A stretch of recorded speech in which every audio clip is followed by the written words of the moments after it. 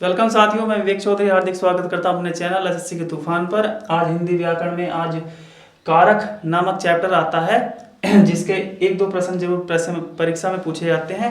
चलिए class start करते हैं। सबसे पहले समझते हैं कारक क्या होता है।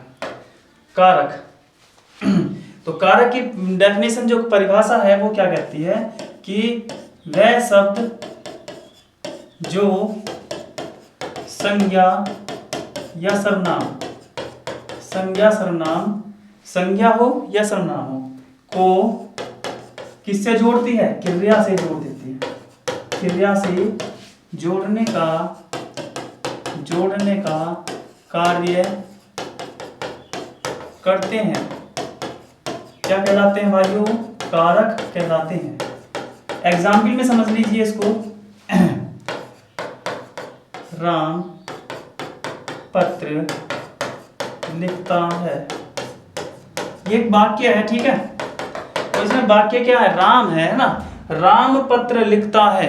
तो इसमें क्रिया क्या हो गया? लिखना हो गई, और वो लिखता है ना। तो राम पत्र, अगर हम इसको ये कह दें कि राम पत्र को लिखता है तो कोई गलत तो नहीं होगा ना। राम पत्र को लिखता है, ठीक है। तो संज्ञा या सर्वनाम में क्या क्रिया से उसको जोड़कर एक वाक्य की पूरी पूर्ति करते हैं ना।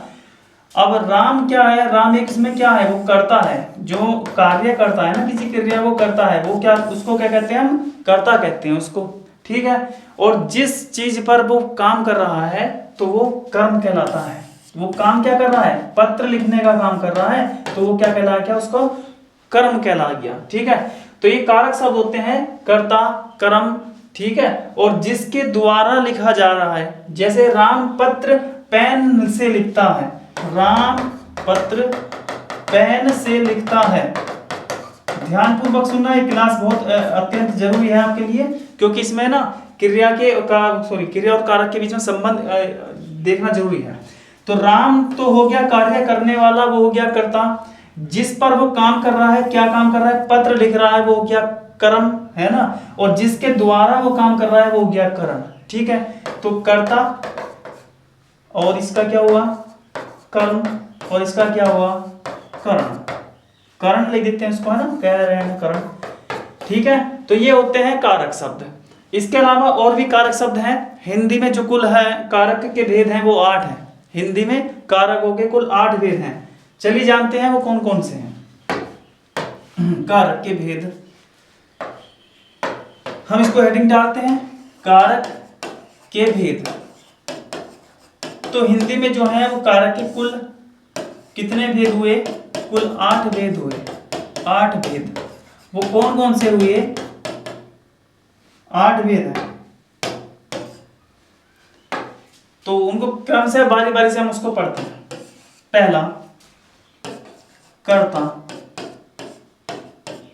दूसरा कर्म, तीसरा करण, चौथा संप्रदान,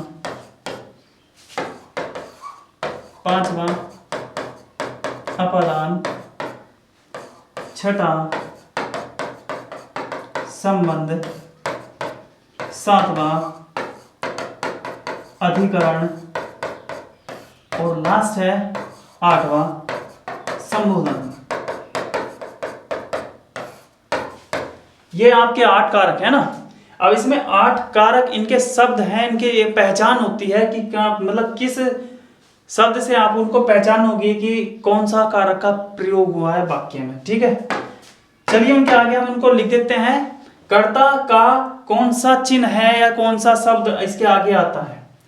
तो इसके आगे आता है ने, ठीक है। कर्ता ने। सेकंड की बात करते हैं वो है वो है कर्म। तो कर्म में आता है कर्ता ने कर्म को, ठीक है। तीसरी बात करते हैं करण। पहले करण का अर्थ जरूर लिख लीजिए। इसका करण का मतलब होता है साधन, और वो साधन कुछ भी हो सकता है, यंत्र भी हो सकता है, ठीक है। करण का अर्थ क्या होता है? इस वाले करण का साधन, ठीक है। तो इसमें आएगा से। कर्ता ने कर्म को करण से संप्रदान के लिए, लेकिन इसमें को भी आता है। अब दो में को आ गया है ना, इसको इसका डाउट हम अभी दूर कर देंगे। नेक्स्ट है अपदान, इसमें से आ गया, करण में से आ गया, अपदान में से आ गया। तो आपके जो कारक में दो तरह के क्वेश्चन अपवाद वाले आएंगे, मतलब जिसमें गलती से लगेगी आपको, है ना, उनको पहचानने में बहुत आसानी विधि आपको समझा देंगे आज। नेक्स्ट है संबंध, इसमें कई सारे शब्द होते हैं, का हो सकता है, की हो सकता है, के हो सकते हैं, का की के या रा री रे, रा री रे। अब एक बार देखिए संबंध बता लीजिए, एक किताब रखी है, हमने बोला कि मेरी पुस्तक है ना, तो री आएगा ना, मेरी, तो री इसमें क्या हो गया, मेरे, मेरी, मेरा, मेरे। इन तीनों शब्द में आप किसी वस्तु से क्या संबंध दिखाई दे रहा है। का की के किस में लगेगा, उसका, उसकी, उसका, उसका पेन, उसकी कार, उसके कपड़े, है ना, इस तरीके से। तो ये क्या हो, संबंध दिखाई जा रहा है वस्तु का और संज्ञा या सर्वनाम का, ठीक है। अधिकरण की बात करते हैं। अधिकरण में दो कारक शब्द होते हैं, कौन कौन से होते हैं, में हो सकता है या पर हो सकता है, में हो सकता है या पर हो सकता है। संबोधन, संबोधन में दो होते हैं, एक हे और विस्मयादिबोधक चिन्ह लगता है इनके बाद में, हे या अरे। दोबारा से इसको याद कर लीजिए, कारक के हिंदी में कुल 8 भेद हैं, और आठों भेद किस तरीके से आपको याद करेंगे।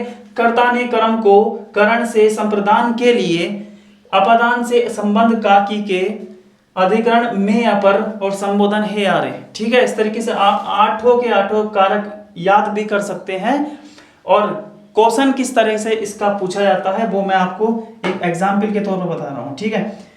एक क्या मतलब, प्रत्येक को बारी बारी से हम इसको समझते हैं, ठीक है। पहला क्वेश्चन है, कर्ता की बात करते हैं। कर्ता क्या होता है, कर्ता किसी भी काम को या किसी कार्य मतलब करने वाले को ही कर्ता कहते हैं। राम पत्र लिखता है, तो वो पत्र कौन लिख रहा है, वो राम लिख रहा है, ठीक है। तो राम क्या हुआ, कर्ता हुआ।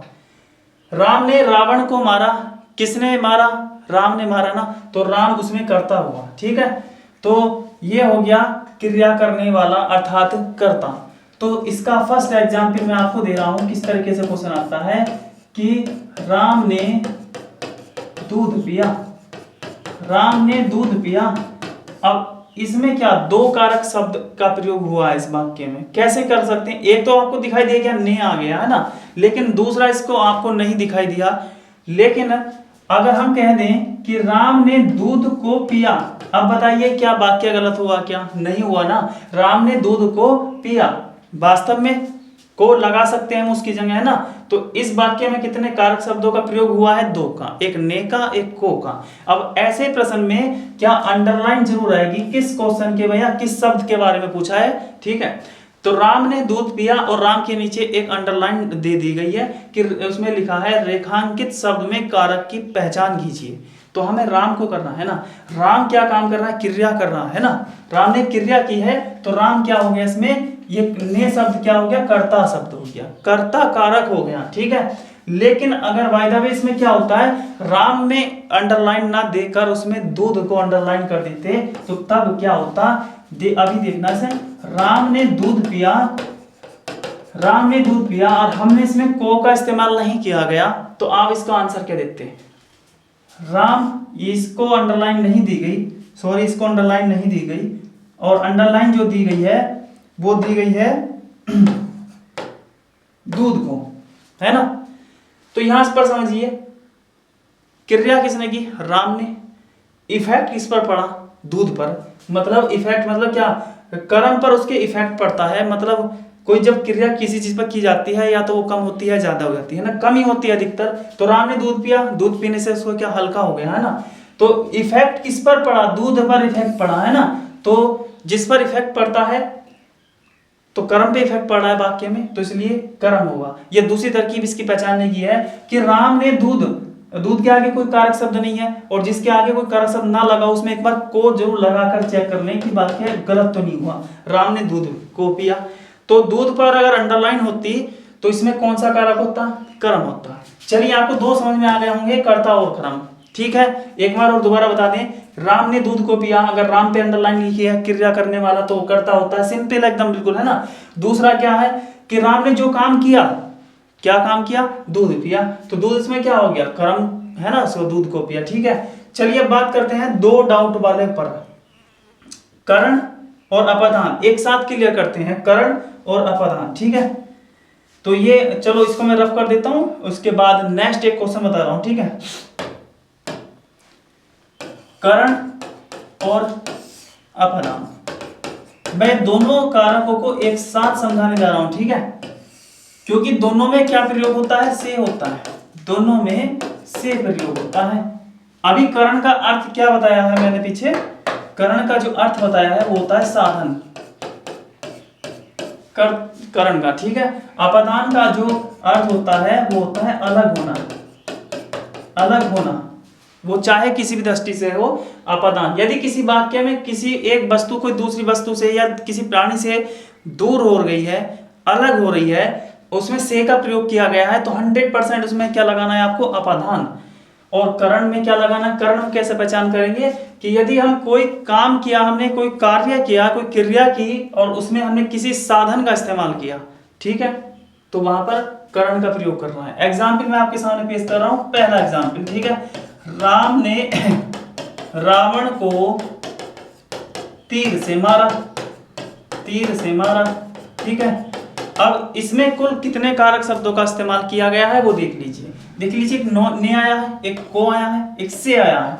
ऐसे क्वेश्चनों में क्या होता है, अंडरलाइन का इस्तेमाल किया जाता है, किस शब्द के बारे में पूछा जा रहा है। अगर राम के बारे में पूछा जाता तो कर्ता कारक है, किसको मारा, कर्म किस पे हुआ, रावण पे हुआ, तो रावण जो हुआ इसमें वो क्या हुआ, कर्म कारक है। और किसके द्वारा मारा गया, ठीक है, तीर के द्वारा, तो रेखांकित शब्द ऐसे मिलेगा उसमें कि तीर से मारा, रेखांकित शब्द में कारक बताइए। तो किसी साधन का इस्तेमाल किया गया हो कोई भी क्रिया करते समय, उसमें क्या लगेगा, करण कारक लगेगा। ठीक है, अब बात करते हैं अपदान की। एक एग्जाम्पल इस पे बात करते हैं।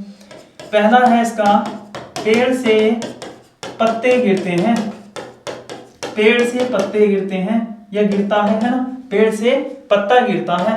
चलिए इसका पत्ता हटा दिया है ना, पेड़ से पत्ता गिरता है। तो आप सब जानते हैं कि पेड़ से पत्ता टूटकर जब गिरता है तो वो पेड़ से अलग हो जाता है ना। तो दोनों से में आपको डिफरेंट पता चल गया होगा। एक से का अर्थ होता है साधन, एक से का अर्थ होता है अलग होना। यदि साधन का प्रयोग करके से का इस्तेमाल किया गया है तो करण आंसर दें, अगर से अलग होने का मैटर समझ में आए तो क्या उसको क्या आंसर दें, अपदान दें। ठीक है, दूसरा एग्जाम्पल, गंगा हिमालय से निकलती है, गंगा हिमालय से निकलती है। ये थोड़ा सी इसमें आप बात सा लगता है ना आपको, उसका आज क्लियर कर देते हैं। गंगा हिमालय से निकलती है, ये अपदान का ही एक एग्जाम्पल है, क्योंकि गंगा हिमालय से अलग होकर निकल रही है। ठीक है, गंगा हिमालय से गिरती हुई निकल बाहर जाती है ना। तीसरा क्वेश्चन, अंकुर दिल्ली से आ रहा है, अंकुर दिल्ली से आ रहा है। ठीक है, तो इसमें क्या आपका आंसर रहेगा, करण लगेगा या अपदान लगेगा, क्योंकि से के बारे में पूछा जा रहा है। वो दिल्ली से आ रहा है मतलब दिल्ली छोड़कर आ रहा है, दिल्ली से अलग होकर आ रहा है, इसलिए इसका आंसर क्या होगा, अपदान होगा। चलिए नेक्स्ट बात करते हैं। नेक्स्ट होता है बहू ससुर से शर्माती है। ये किसी परीक्षा में पूछा हुआ क्वेश्चन है। इसमें क्या स्टूडेंट लगभग बहुत क्वेश्चन गलत किए होंगे, क्योंकि इसमें से है और इसमें ऐसा लगता है कि बात अलग होने की नहीं आ रही इसमें। ठीक है, उसके लिए मैंने आपको एक साधन बता दिया है, उसके लिए मैंने आपको एक ट्रिक बता दी है साधन वाली। वो कैसे, क्या इसमें बहू ससुर से शर्माती है, क्या इसमें किसी साधन का इस्तेमाल हुआ है, नहीं हुआ ना। तो साधन का इस्तेमाल नहीं हुआ, इसका मतलब ये अलग होने का मैटर है। बहू ससुर से शर्माती है मतलब शर्म जब उसको लगती है तो उससे अलग हो जाती है। ठीक है, तो इससे में भी क्या प्रयोग हुआ है, अपदान का प्रयोग हुआ है। ठीक है, अब आपका डाउट दूर हो गया होगा कौन से वाले से में कौन सा वाला कारक आपको रखना है। ठीक है, अब मैं एक तो करण के भी एग्जाम्पल आपको समझा देता हूं। ठीक है, दूसरा एग्जाम्पल,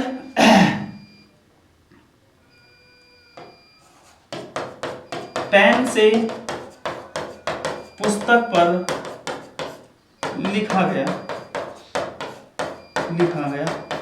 ठीक है। अब इसमें भी दो कारकों का प्रयोग हुआ है, एक से पर और एक पर का, है ना। लेकिन हम बात कर रहे हैं केवल से कारक की, और जब दो कारक आते हैं किसी भी क्वेश्चन में या तीन आ जाते हैं तो उस सब में ना रेखांकित जरूर किया जाता है, उस जगह का बताना है कि आपको क्या कौन सा कारक है, ठीक है। तो इसमें पेन से, अब बताओ पेन क्या होता है, एक साधन होता है, एक यंत्र होता है ना, उससे कोई चीज हमें लिखी गई है तो क्या इसका आंसर हम अपादान देंगे? नहीं, अपादान नहीं देंगे, इसका आंसर हम करण कारक देंगे, ठीक है। तो इस से वाला मैटर आपको समझ में आ गया होगा दोनों का, ठीक है। बात करते हैं नेक्स्ट की। नेक्स्ट कारक, कर्ता हो गया, कर्म हो गया, करण हो गया, अपादान हो गया, चार हो चुके हैं। अब कर्म और उसका बात और कर लेते हैं ना। कर्म जो अपवाद है उसको ही समझा दे रहा हूं, है ना। पहले कर्म है और एक है संप्रदान। चलिए हमने कर्म तो आपको समझा दिया है, लेकिन फिर भी एक डाउट है, इसको दूर कर देते हैं। संप्रदान, चलिए इसका वो बताते हैं शब्द कौन सा है। कर्म कारक का शब्द क्या है? को है, ठीक है। संप्रदान का क्या है? के लिए है और एक को है, को।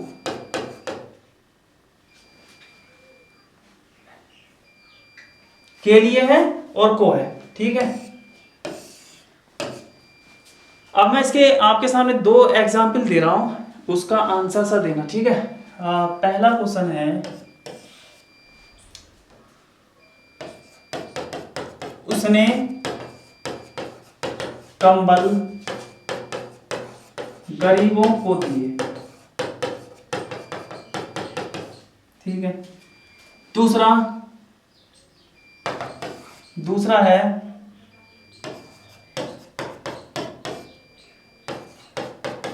मैंने उससे ये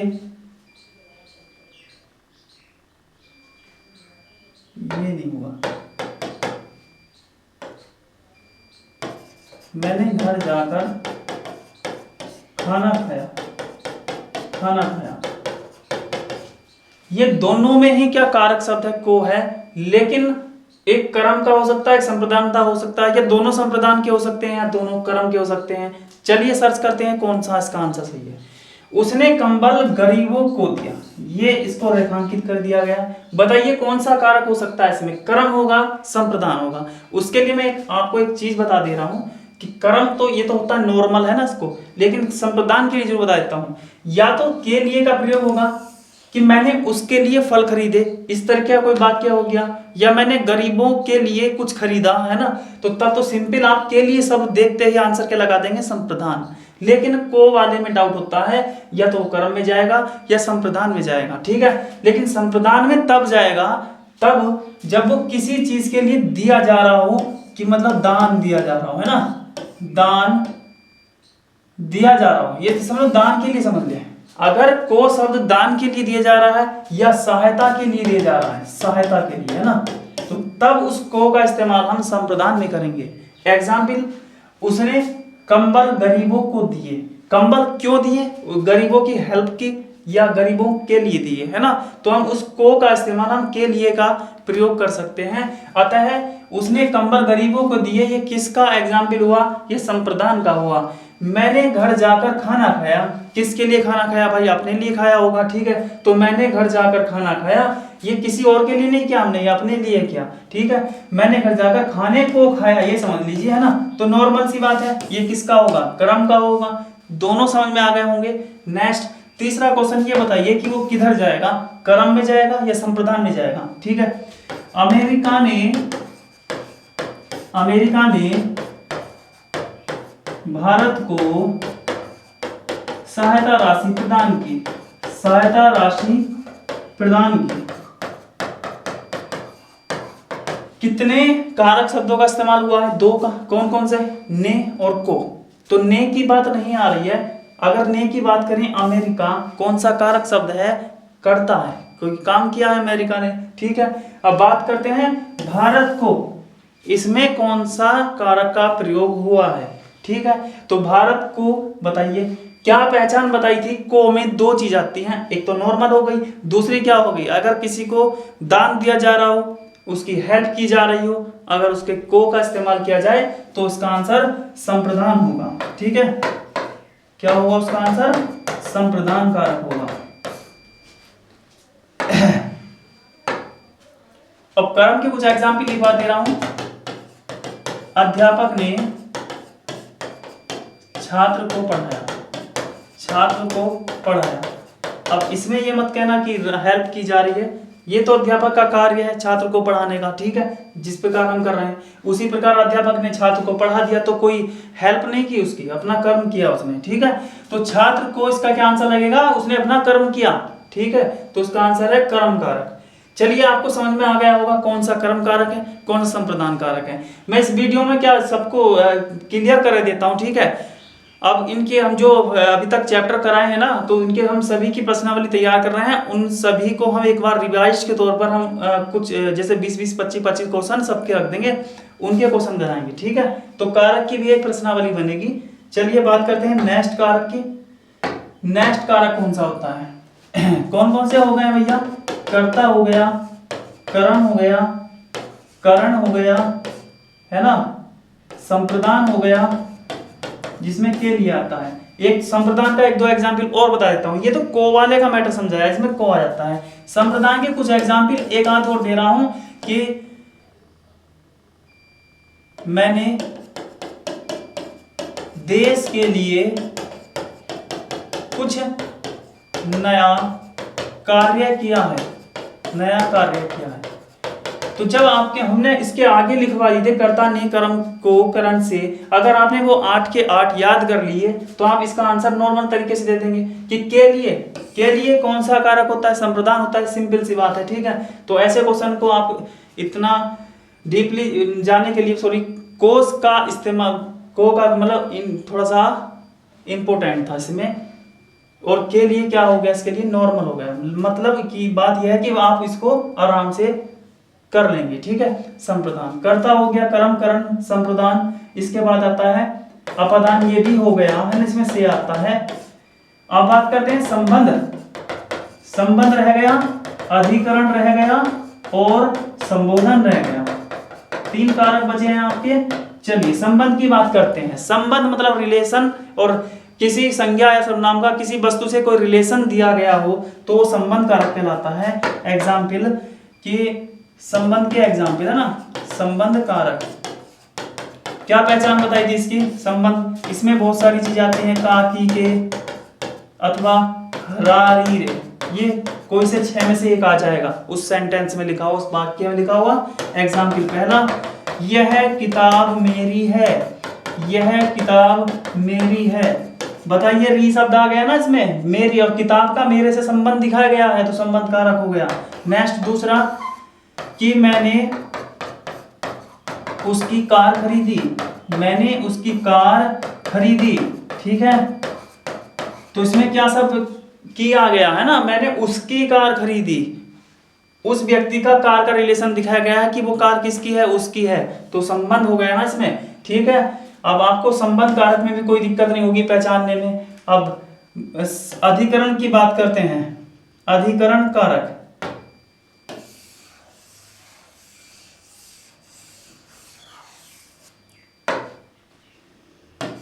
7वां नंबर है अधिकरण कारक। क्या पहचान शब्द है इसके? में होता है या पर होता है। ठीक है, पहला एग्जाम्पल पेश कर रहा हूं, ध्यान समझना कि मेंढकों पर पत्थर ना मारो, पत्थर ना मारो। ठीक है, मेंढकों पर पत्थर मारने को मना की जा रही है, तो मेंढकों पर है ना, तो ये पर शब्द क्या होता है? ये अधिकरण कारक की एक पहचान होती है। एक में वाला भी एग्जाम्पल बता देता हूं कि कुएं में बहुत सारे मेंढक हैं, बहुत सारे मेंढक हैं। तीसरा एग्जाम्पल, गिलास में दूध है, गिलास में दूध है। अच्छा, एक चीज और बता देता हूं, कारक हमेशा क्या चीज बताते हैं? कारक संज्ञा सर्वनाम से क्रिया का जोड़ जरूर कराते हैं, एक चीज तो ये है। दूसरी चीज, कारक का क्या काम होता है कारक का स्थान बताने का, स्थान या उसकी स्थिति, किसी वस्तु की स्थिति बताने का भी काम करते हैं। जैसे कि इस एग्जाम्पल में देख लीजिए या इसमें देख लीजिए कि कुएं में बहुत सारे मेंढक हैं, मतलब मेंढकों की एक स्थिति बता दी गई है, वो कहां पर है, कुएं में, और गिलास में क्या है, दूध है। ठीक है, तो ये जो कारक होते हैं ना, ये स्थिति का भी, और अंग्रेजी में इसको प्रीपोजिशन के नाम से जानते हैं। ठीक है चलिए अब अगले बात करते हैं संबोधन की। संबोधन की बात करते हैं। संबोधन को पहचानना सबसे इजी है। संबोधन के लिए केवल 2 शब्दों का प्रयोग करते हैं। कौन कौन सा, हे या फिर अरे। तो इसके 2 एग्जाम्पल आपके सामने हैं कि जैसे ऐसे लिख दिया, हे राम कृपा करो, हे राम कृपा करो। ठीक है, विस्मयादि बोधक चिन्ह का प्रयोग करते हैं। जिस वाक्य में विस्मयादि बोधक का इस्तेमाल किया गया हो 100% उसका आंसर क्या होगा, संबोधन होगा। संबोधन क्या होता है, किसी चीज को संबोधित करना, किसी को बुलाना, किसी को भेजना, ठीक है, ऑर्डर देना, है ना। तो इस तरीके से। दूसरा, अरे लड़के या अरे लड़कों इधर सुनो, इधर सुनो। तो कुछ लड़के खेल रहे हैं और अध्यापक ने क्या उनको बुला लिया, अरे लड़कों इधर सुनो, है ना। तो क्या बुलाएगा, किसी को ऑर्डर दिया या बुलाया, है ना। तो इसमें क्या होता है, ये विस्मयादि चिन्ह ही आपको पहचान करा देगा। संबोधन में तो आपको कोई प्रॉब्लम होनी ही नहीं चाहिए। ठीक है, एक बार से दोबारा रिवाइज कर लें कि कर्ता का क्या शब्द होता है। कर्ता का होता है ने, है ना। कर्ता क्या होता है, मतलब जिस शब्द के आगे ने शब्द लिखा हो तो वो कौन सा कारक होगा, कर्ता होगा। कर्ता ने कर्म को, ठीक है, को वाले में, इस वाले कर्म में क्या बताया था, नॉर्मल वाला को बताया था। तीसरा था करण, इसमें आता है से। संप्रदान, संप्रदान में को आता है और के लिए आता है ना। अपदान, इसमें आता है से। संबंध, का की के या रा री रे। अधिकरण, अधिकरण में आता है मैं यहाँ पर। और लास्ट का क्या है, संबोधन। इसको तो आपको याद करने की जरूरत ही नहीं होगी क्योंकि इसमें हे अरे और बाद में विस्मयादि बोधक चिन्ह मिलता है। दोबारा इसको रिपीट कर लीजिए। कर्ता क्या है, ने, कर्म को। तो 2 जो अपवाद थे वो थोड़ा सा किसमें थे, को वाले में, है ना, इन को में।